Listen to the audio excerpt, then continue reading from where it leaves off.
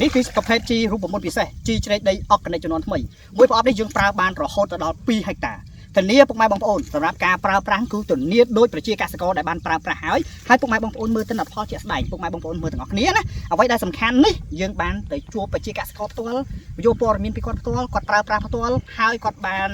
បាទទិន្នផលខ្ពស់មែនអញ្ចឹងអ្វីដែលសំខាន់យើងចុះមកដល់ស្រែស្រូវរបស់គាត់ដើម្បីពិនិត្យមើលថាតើគាត់ប្រើជីជ្រែកដីអុកកណិតនេះ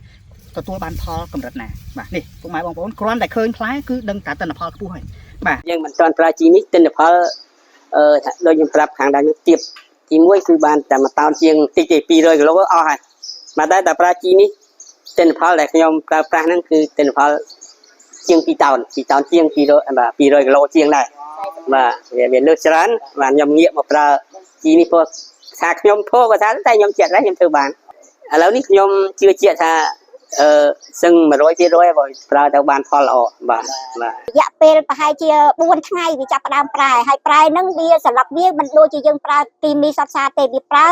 វាសន្លឹកវាដូចថាវាមកវាយឺតក៏ពិតមែនតែវាជំរាបថាជាធម្មជាតិហ្មងហើយស្លឹកវាក្រាស់ហើយសត្វវាអត់សូវមានខ្ញុំចំណិតមើលអញ្ចឹងដែរព្រោះខ្ញុំដើររាល់ថ្ងៃមើលស្រូវពេលបានប្រើជាមួយជីជ្រែកដីនេះគឺមួយហត្តាបានប្រហែលតោនបង